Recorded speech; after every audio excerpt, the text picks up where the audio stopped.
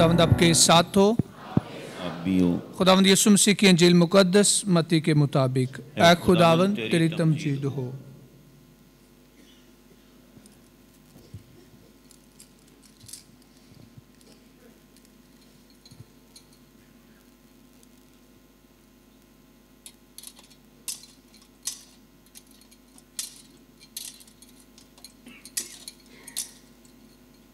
उसके दूसरे बाप में से उस वक्त यहूदा के बैतलहम में जब यीशु पैदा हुआ तो देखो, मशरक के कई मजूसियों ने यरूशलेम में आकर कहा कि यहूदियों का बादशाह जो पैदा हुआ है वो कहाँ है, क्योंकि हमने मशरक में उसका सितारा देखा और उसे सिजदा करने आए हैं। जब हेरोदेस बादशाह ने यह सुना तब वो और उसके साथ तमाम यरूशलेम घबराया।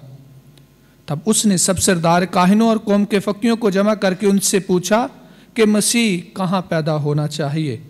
उन्होंने उससे कहा, यहूदा के बैतलहम में, क्योंकि नबी की मार्फत यूं लिखा है कि ए बैतलहम यहूदा की सरजमीन, तो यहूदा के रईसों में हरगिज कम तरीन नहीं, क्योंकि तुझ में से एक हाकिम निकलेगा जो मेरी उम्मत इसराइल की गलाबानी करेगा।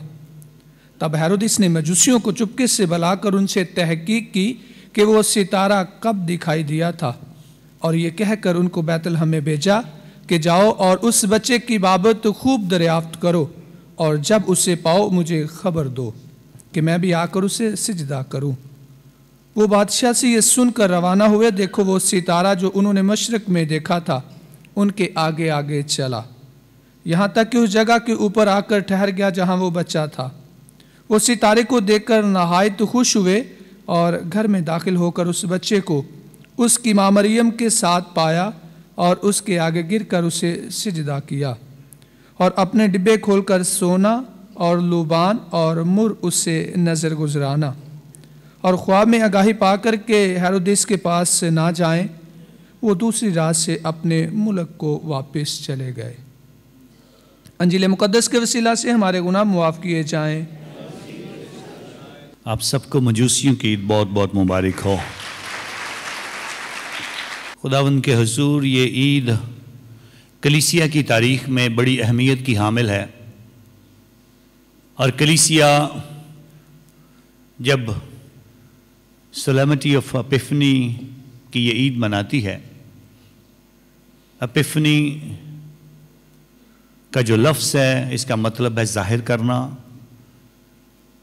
पुराने वक्तों में जब कलीसिया इस ईद को मनाती थी तो इसे छोटा क्रिसमस कहकर भी पुकारा जाता था, क्योंकि इसके साथ सिर्फ मजूसियों का ताल्लुक नहीं जुड़ा था, बल्कि जाहिर करने का अमल, लोगों को दिखाने का अमल, दूसरों को बताने का अमल, जहाँ जहाँ पर खुदा ने उस तरीक़ेकार को वज़ा किया और यीशु मसीह ने अपनी ज़िंदगी से जाहिर किया, उन सारी चीज़ों को इकट्ठा कर दिया जाता था।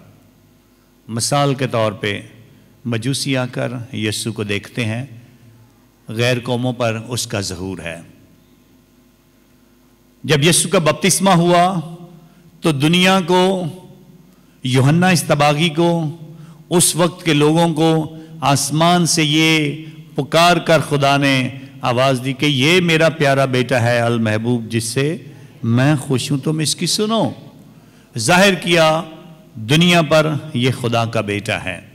और फिर जब यीशु मसीह ने पहला मोजज़ा किया तो जाहिर करना था कि ये मोजज़ात करने वाला है। इन सारी चीज़ों को इकट्ठा करके मनाया जाता था। फिर पाकमा कलीसिया ने इस ईद को मजूसियों के साथ जोड़ा, ताकि जो यहूदी एक सोच थी उसको सबके सामने वाज़िया किया जाए, और फिर जो यीशु मसीह का दुनिया में आने का मकसद था उसको सबके सामने वाज़िया किया जाए। यहूदी सोच क्या थी? मसीहा हमारा है, मसीहा हमारा है, उस पर किसी का हक नहीं है, हम चुनी हुई कौम है, इसलिए मसीहा हमारे लिए आएगा। और आज की दूसरी तलावत इसी बात को वाज़िया करना चाहती है। जो बात पहले लोगों को जिसकी समझ नहीं थी, जिसका जिक्र नबियों ने किया कि यीशु हमारा है सिर्फ, और उसके बाद नजात सिर्फ हमारी है और हमारा हक है,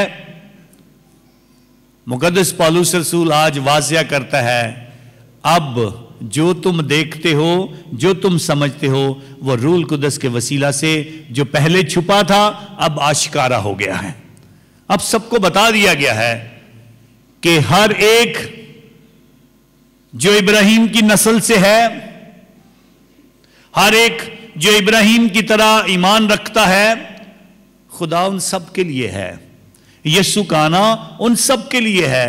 और यही गैर कौमों पर भी वाज़िया करना था कि सिर्फ यहूदी मसीहा के हकदार नहीं हैं, बल्कि सारे ही जो खुदा पर ईमान लाते हैं, सारे ही जो इब्राहिम की तरह ईमान रखते हैं, सारे लोग जो हैं उन सब पर मसीहा का हक है और मसीहा उन सब के लिए आया। यही एक नुक्ता था जो मजूसियों की ईद से आश्कारा करना था, यही जाहिर करना था, यही बताना था, यही दिखाना था। और उसकी अहमियत कि बादशाह आकर उसे सजदा करते हैं, बादशाह आकर उसे तोहफे देते हैं, बादशाह उसे ढूंढते हैं, बादशाह आकर उससे मिलना चाहते हैं। पाकमा कलीसिया हमें इस बात के लिए तैयार करती है कि हम आज की इस ईद की अहमियत को समझ पाएं। कुछ बातें आज की ईद के हवाले से। मजूसी कोई कहीं से आया है, कोई कहीं से आया, कुछ कहते हैं कुछ स्पेन से, अफ्रीका से और एशिया से, मुख्तलिफ दुनिया के कोनों से ये मजूसी चल पड़े। और सबसे बड़ा वाज़िया निशान क्या था? सितारा। सबसे बड़ा वाज़िया निशान सितारा था। इसका क्या मतलब है? वो आसमान की तरफ देखते रहते थे, आसमान में होने वाली तब्दीलियों पर गौर करते रहते थे। ये इल्म रखने वाले लोग थे जो सितारों की तब्दीली और उसके मतलब को जानते थे, सितारों की हरकत और सितारों के जुर्मट के मुतल्लक वो जानते थे। और उन्होंने आसमान पर अपनी निगाहें रखी ताकि आसमान पर किसी निशान का जो जाहिर हुआ है उसका मतलब समझ सकें। और मुक़द्दस पौलुस रसूल भी इसी बात को वाज़िया करता है, अपनी नजरें आसमान की तरफ रखो, आलम बाला की तलाश में रहो। आसमान की तरफ मसीहों की निगाहें होनी चाहिए। आसमान की तरफ मसीह जो हैं वो हमेशा देखने वाले होने चाहिए। हमारी नजरें, हमारी निगाहें आसमान की तरफ लगी रहनी चाहिए। यही यीशु हमें बताकर गया। यही जब वो आसमान पर जा रहा था तो फरिश्तों ने कहा, इस यीशु को तुमने देखा है जो बादलों पर अभी चला गया है, तुम क्या देख रहे हो अपनी निगाहें उठाकर? यही यीशु वापस आएगा। खुदा के हुजूर आलम बाला की चीजों की तलाश में रहो। आसमान और खुदा जो आसमान और जमीन में बसता है उसकी हदायत की तरफ गौर करो। वो क्या कहता है, वो क्या निशान देता है, वो किस तरह से बोलता है, वो किस तरह से पैगाम देता है। और खुदा हमें हमेशा पैगाम देता रहता है, कभी माँ बाप के ज़रिए से, कभी बहन भाइयों के ज़रिए से, कभी किसी बुज़ुर्ग के ज़रिए से, कभी किसी रिश्तेदार के ज़रिए से। और खुदा हमें यह पैगाम देता है कि हम उसकी सुने, गौर करें, देखने की कोशिश करें। आलम बाला की चीज़ों की मजूसियों की तरह आसमान में होने वाली तब्दीली पर गौर करते रहे। दूसरा नुक्ता, इन तब्दीलियों को देखकर करना क्या है। अगर आपको कुछ कहा गया है, आप पर कुछ वाज़िया किया गया है, आपको कुछ बताया गया है, आपको कुछ हदायत मिली है, आपको किसी बुजुर्ग ने, खुदा के कलाम ने, पाक इबादत में शरीक होकर कुछ खुदा की तरफ से आवाज़ आई है, कुछ निशान मिला है, कुछ जिंदगी में नुक्ता समझ आया है, किसी बात के लिए खुदा हमें हमारी तरबियत कर रहा है और कुछ कह रहा है, उसकी तरफ तवज्जो करनी है और मजूसियों की तरह अमल करना है। सुन लेना, हदायत मिल गई है, ये होगा, अमल करना बड़ा ज़रूरी है। जिस तरह मजूसियों ने स्पेन से, अफ्रीका से, एशिया से वो चल पड़े, निशान जाहिर हो गया है बादशाह का, बादशाह की खुशखबरी मिल गई है, बादशाहों का बादशाह पैदा हो गया है, तो चल पड़े हैं। हमें भी जब कोई निशान मिल जाए तो हमें भी उस पर अमल करना है।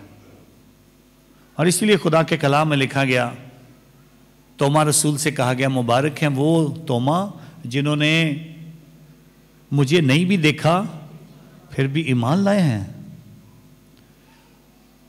जरूरी नहीं कि टच करना है, जरूरी नहीं कि छूना है, जरूरी नहीं कि उंगली डालकर देखना है।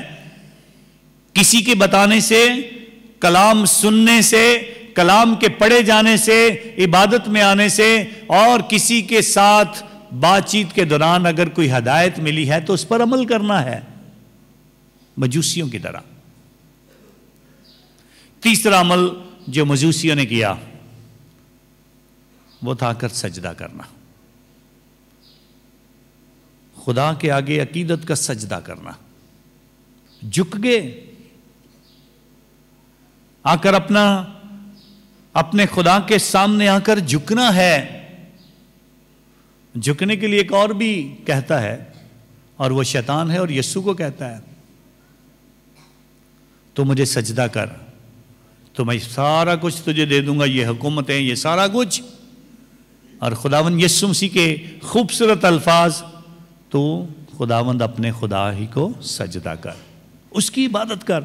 हम मसीह ईमानदारों को बताया जाता है कि खुदा के हुजूर आए और उससे सजदा करें, उसकी इबादत करें,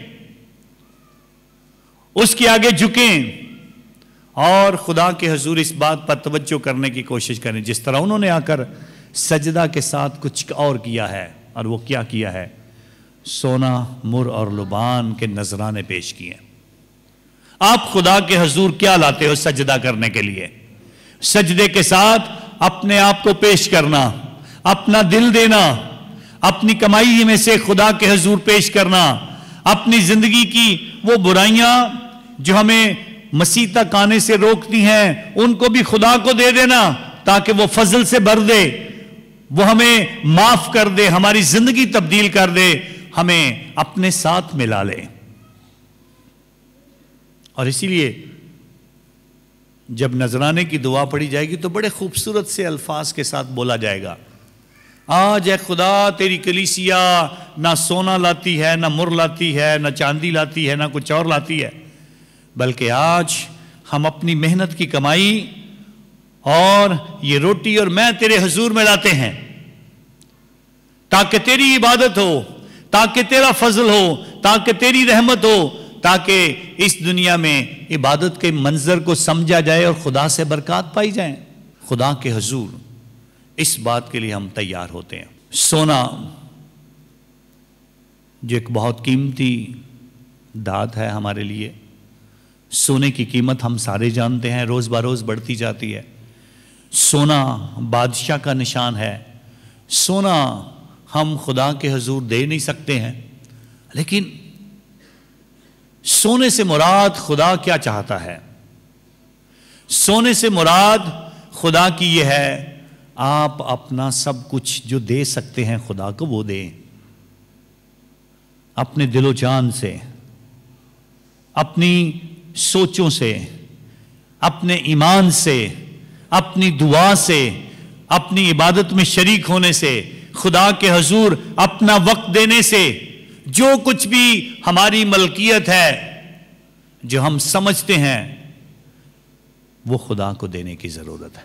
लुबान जो इबादत का निशान, कहानत का निशान, मसीह खुदावंद हमारा काहिन आजम, और अपनी जिंदगी में क्या हम दे सकते हैं? इबादत में शरीक होना है, उसी को सजदा करना है, उसी के हुजूर आना है,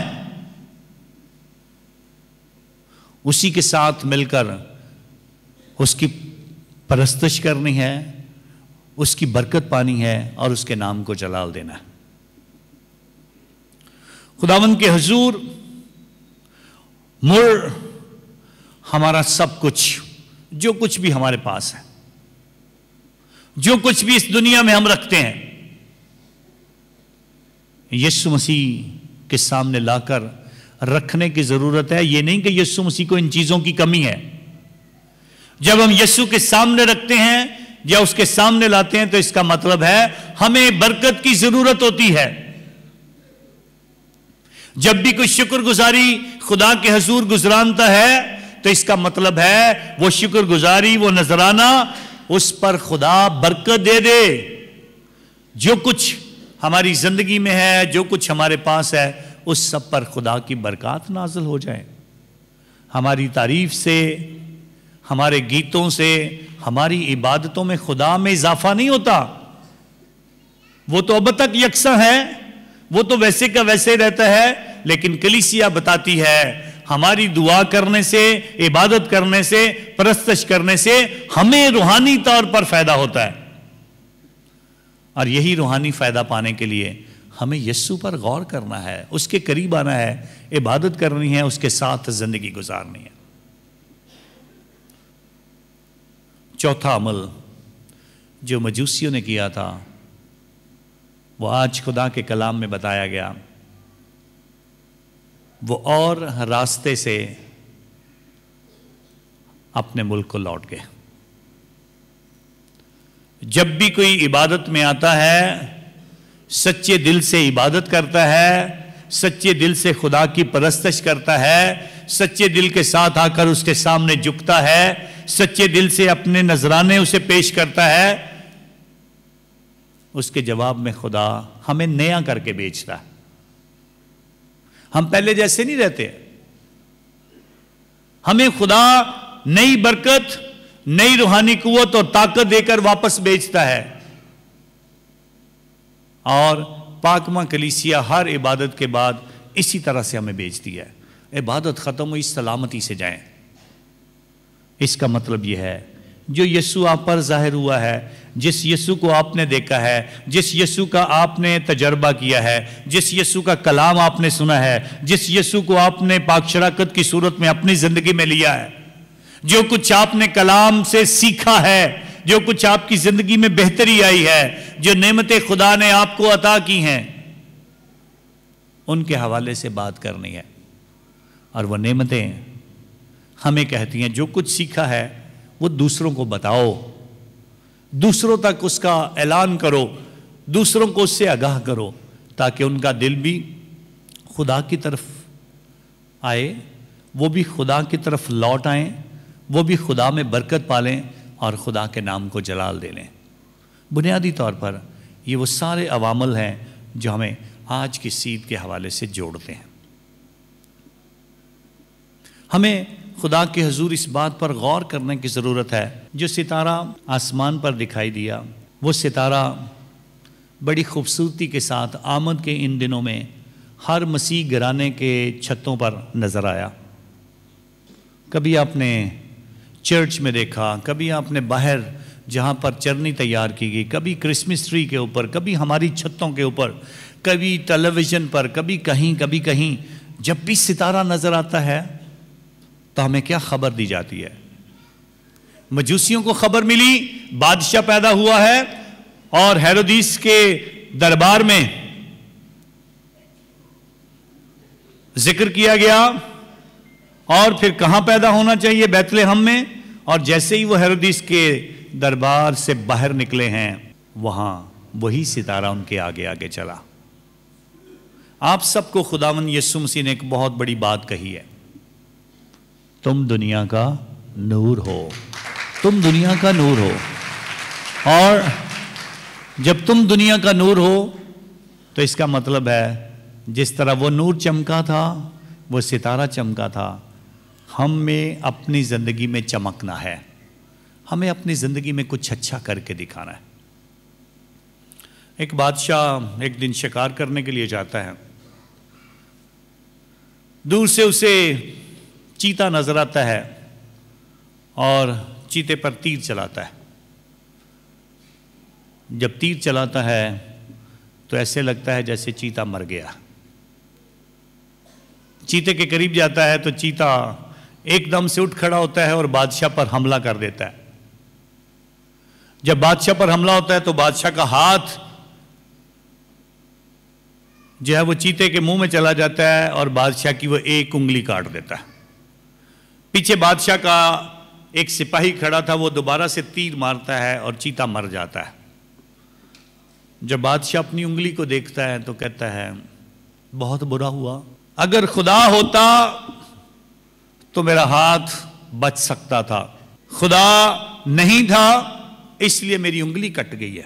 لیکن سپاہی بار بار کہتا ہے نہیں بادشاہ ایسے نہیں کہتے ہیں، یہ خدا کی مرضی تھی، کوئی بات نہیں۔ بادشاہ بہت غصے ہوتا ہے، میری انگلی کٹ گئی ہے اور یہ مجھے سنا رہا ہے خدا کی مرضی ہے۔ بادشاہ کہتا ہے اچھا تو میرا سپاہی ہے، اگر میں تجھے جیل میں ڈال دوں تو کیا کہے گا؟ تو کہتا ہے اس میں بھی خدا کی کوئی مرضی ہوگی۔ بادشاہ غصے میں آتا ہے، واپس اپنے محل میں جب آتا ہے تو آ کر پہلا حکم دیتا ہے کہ اس سپاہی کو جو میرا ساتھی ہے اس کو جا کے جیل میں ڈال دو۔ جیل میں ڈال دیا جاتا ہے، کچھ ہفتے لگتے ہیں، بادشاہ کی انگلی ٹھیک ہوتی ہے۔ بادشاہ دوبارہ شکار کرنے کے لیے چلا جاتا ہے جنگل میں۔ جب جنگل میں چلا جاتا ہے، دور دور جاتا ہے، اپنے ساتھیوں کے ساتھ شکار کرنے کے لیے جاتا ہے،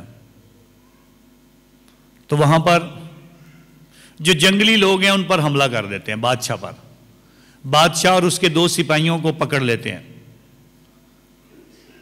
اور ان کو لے کر چلے جاتے ہیں جنگل کے اور اندر، اور وہاں پر جا کر کہتے ہیں آج ہمیں 3 شکار ملے ہیں اور تینوں کی ہم قربانی چڑھائیں گے، تینوں کی قربانی کریں گے اور ہمارا دیوتا خوش ہو جائے گا۔ بادشاہ کے ہاتھ بندھے ہوئے، اس کے دونوں ساتھیوں کے ہاتھ بندھے ہوئے پڑے ہوتے ہیں اور بادشاہ کے ایک ساتھی پر چھری چلائی جاتی ہے، پھر دوسرے ساتھی پر چلائی جاتی ہے۔ تھوڑی دیر کے بعد جب ان کی نظر بادشاہ کے ہاتھ پہ پڑتی ہے تو اس کی انگلی کٹی ہوتی ہے، تو کہتے ہیں نہیں، یہ والی قربانی نہیں چڑھانی ہے، یہ تو پہلے ہی زخمی ہے، اس کی تو ایک انگلی نہیں ہے، ہمارا دیوتا اس سے خوش نہیں ہوگا، اس کو چھوڑ دو۔ بادشاہ کو چھوڑ دیا جاتا ہے۔ بادشاہ بڑی مشکل سے پیدل چل چل کے کئی ہفتوں کے بعد اپنے محل میں پہنچتا ہے، اور محل میں پہنچنے کے بعد جا کر پہلے اس سپاہی کو آزاد کرتا ہے، اس کو آزاد کرتا ہے اور اسے کہتا ہے اس وقت مجھے اس بات کی سمجھ نہیں آئی تھی کہ خدا کی مرضی اس میں کیا ہے، آج جب میری جان بچی تو مجھے پتا چلا اس دن خدا نے میری یہ انگلی اس لیے کاٹی تھی تاکہ میری جان بچ جائے۔ تو اس لیے بادشاہ سپاہی سے ایک اور سوال کرتا ہے، چل میرے لیے تو یہ خدا کی مرضی تھی، تو جیل میں رہ کر کیا سوچتا تھا کہ اس میں کیا خدا کی مرضی ہے؟ تو اس نے کہا بادشاہ سلامت، اس میں بھی بڑی خدا کی مرضی تھی۔ تیرے ساتھ 2 سپاہی گئے تھے، ان کو انہوں نے قتل کر دیا، اور اگر میں بھی تیرے ساتھ ہوتا تو میں بھی قتل کر دیا جاتا، اس لیے میرا جیل میں رہنا بھی خدا کی مرضی تھی۔ تو اس لیے کبھی کبھی ہم اس بات کو سمجھ نہیں پاتے ہیں خدا ہم میں کیسے کام کر رہا ہے۔ کبھی دکھ آتا ہے ہم رونا شروع کر دیتے ہیں، کبھی کوئی جہاں سے چلا جاتا ہے ہم بڑا ماتم بھی کرتے ہیں، روتے بھی ہیں، لیکن لوگ بار بار آ کر ہمیں ایک ہی بات کریں، کوئی بات نہیں، خدا کی مرضی، خدا کی مرضی، لیکن ہم سنتے نہیں ہیں کیونکہ اس وقت ہمیں اس بات کی سمجھ نہیں آ رہی ہوتی ہے۔ لیکن خدا سب کے لیے سب کچھ رکھتا ہے، خدا سب کے لیے سب کچھ رکھتا ہے تاکہ ہم سارے اس بات پر غور کر سکیں۔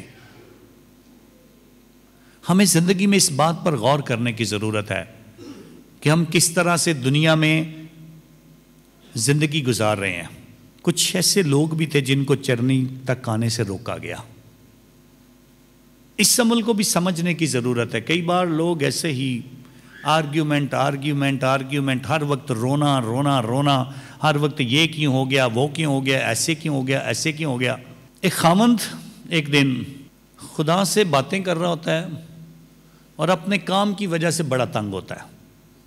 میں صبح اٹھتا ہوں، صبح جاتا ہوں کام کے لیے، 8 گھنٹے کام کر کے آتا ہوں، میں تھک جاتا ہوں، سمجھ نہیں آتی، میری بیوی گھر پہ رہتی ہے، मुझे समझ नहीं आती मैं क्या करूं। हर दफ़ा यही रोना उसका, मेरी बीवी घर पे रहती है मैं मेहनत करता हूं, मेरी बीवी घर पे रहती है मैं मेहनत करता हूं। एक दिन खुदा से दुआ करके सोता है, खुदाया मेरी बीवी को कुछ ऐसा सिखा दे कि उसको मेरे जाने की समझ आ जाए और उसको भी कुछ काम करने का पता चल जाए। तो उस दिन रात को दुआ करके सोता है, सुबह उठता है तो उसकी दुआ अजीब तरीके से सुनी होती गई जाती है। दुआ जब सुनी जाती है, सुबह उठता है तो वो खुद औरत बन जाता है और उसकी बीवी जो है वो खामद बन जाती है। वो सुबह उठ के काम के लिए जाती है और ये जो औरत बन गया है सुबह उठता है जल्दी जल्दी से, खामद के उठने से पहले जल्दी जल्दी से किचन में जाकर बर्तन धोने हैं, नाश्ता तैयार करना है, बच्चों को उठाना है, बच्चों को तैयार करना है, बच्चों को नाश्ता तैयार करवाने के बाद ये भाग कर जाती है, उनको गाड़ी में बिठाती है, स्कूल तक छोड़ कर जाती है, वापसी आते हुए सब्ज़ी लेकर आती है, सब्ज़ी लेकर आकर पका कर घर की सफाई करके बर्तन साफ़ करके फिर दोपहर में बच्चों को लेने के लिए जाती है और उसके बाद सारा काम करके वापस आकर फिर दोबारा शाम का खाना पकाने के लिए, फिर घर की सफाई और घर के सारी चीज़ें और सारा कुछ करने के बाद जब शाम को लेटने लगता है बिस्तर पर तो खामन थका हुआ आता है। जब सोने लगता है, बाहर से जब सोने लगते हैं तो दोनों सोने से पहले भी कहते हैं अच्छा हम मियाँ बीवी हैं, थोड़ी सी मोहब्बत भी कर लें। वो दोनों खुदावंद के हुजूर अपनी ख़ानदानी ज़िम्मेदारियाँ पूरी करते हैं और परेशान होकर अगला दिन फिर ऐसे ही, दूसरा दिन फिर ऐसे ही। तंग आ जाता है कि मैं औरत बन के तो बहुत ज़्यादा परेशान हो गया हूँ, हर रोज़ इतना काम करना पड़ता है, इतना काम करना पड़ता है, इतना काम करना पड़ता है। खुदा से दुआ करता है हाथ जोड़ के, खुदाया मुझे वापस मर्द ही बना दे। हाथ जोड़ के कहता है मैं औरत नहीं बनना चाहता हूं, इसमें तो बड़ा काम करना पड़ता है। तो खुदा क्या कहता है, मैं तुझे मर्द नहीं बनाऊंगा। वजह क्या है? कहता है तुझे नहीं पता, तू प्रेग्नेंट हो गया, अब 9 महीने ऐसे ही रहना पड़ेगा। हेरोदिस बादशाह को ऐसे लगता था जब मजूसियों ने आकर कहा है बादशाहों का बादशाह जो पैदा हुआ है वो कहां है। हेरोदिस बादशाह की आप जिंदगी को नहीं जानते, उसने अपनी बीवी को कत्ल करवा दिया और उसका कोई भी बच्चा आकर उसे कहता था पापा मैं बादशाह कब बनूंगा तो उसको ही कत्ल करवा देता था। अपने बहुत सारे बच्चे उसने कत्ल करवा दिए थे। वो सोचता था सिर्फ मैं ही बादशाह हूं और कोई हो नहीं सकता। यीशु मसीह का बादशाह बनकर आने का मतलब और मकसद सिर्फ और सिर्फ ये था, सिर्फ और सिर्फ ये था कि दुनिया के बादशाहों को बताया जाए मैं उनकी रहनुमाई के लिए आया हूं। फकीर और फरीसी जो शरा के आलम थे वो कलाम को भी पढ़ते थे, पता भी था मसीहा पैदा होना है, ये भी पता था जगह कौन सी में पैदा होना है, लेकिन फिर भी ईमान नहीं ला रहे थे। और भी बहुत सारे यहूदी यीशु के दौर में थे लेकिन यीशु को मान नहीं रहे थे। हम भी हर रोज एक दूसरे को मान नहीं रहे होते हैं, एक दूसरे को अप्रिशिएट नहीं कर रहे होते हैं, एक दूसरे के मतलब को समझ नहीं रहे होते हैं। बीवी ने क्या करना है, खामद ने क्या करना है, हम इस बात को समझ ही नहीं पाते हैं। हर एक की अपनी अपनी जिम्मेदारियां, हर एक का अपना अपना काम है, हर एक को अपने अपने काम के जरिए से, अपनी जिंदगी के जरिए से बहुत कुछ करके दिखाना होता है ताकि ये जिंदगी, खानदानी जिंदगी भी बढ़े, बच्चों की तरबियत में भी मदद मिले, सबकी तरबियत में मदद मिले और ईमान, रूहानियत, कलाम, इबादत और खुदा के घर आना और अपनी जिंदगी में दूसरे ताल्लुकात जो रिश्तेदारों से हैं, दोस्तों से हैं, काम करने वालों के साथ हैं, दूसरे लोगों के साथ जो आने वाले लोग होते हैं, हमें हर एक को अपनी अपनी जिम्मेदारी पूरी करनी है। गाड़ी चलाने वाले को गाड़ी चलानी है, जो घर के काम करने वाले हैं, जो टीचर हैं, जो प्रिंसिपल्स हैं, जो पुलिस वाले हैं, जो फौज में हैं, जो ड्राइवर, सबको अपना अपना काम करना है। और जब सारे अपना अपना काम करते हैं तो फिर सबको बड़ी बरकत मिलती है। तो इसलिए खुदा के हुजूर एक दूसरे पर कुड़कुड़ाना, एक दूसरे को बुरा भला कहने से बेहतर है एक दूसरे का साथ दिया जाए, एक दूसरे को समझा जाए। ایک دوسرے کی مدد کی جائے. اور اس لیے خواتین جو گھروں میں کام کرتی ہیں، مرد تو شاید 8 گھنٹے کام کر کے 12 گھنٹے کام کر کے کچھ پیسے لاتے ہیں، لیکن خواتین 24 گھنٹے کام کرتی ہیں اور کہ کوئی معاوضہ بھی نہیں دیتا ہے، کوئی تنخواہ بھی نہیں دیتا ہے، کوئی پیسے بھی نہیں دیتا ہے. خدا کے حضور ہر ایک کو اپنی اپنی ذمہ داری سمجھنی ہے. آج پاکمہ کلیسیا ہمیں بتانا چاہتی ہے تم دنیا کا نور ہو، یہ نور تم نے یسوع سے پایا ہے.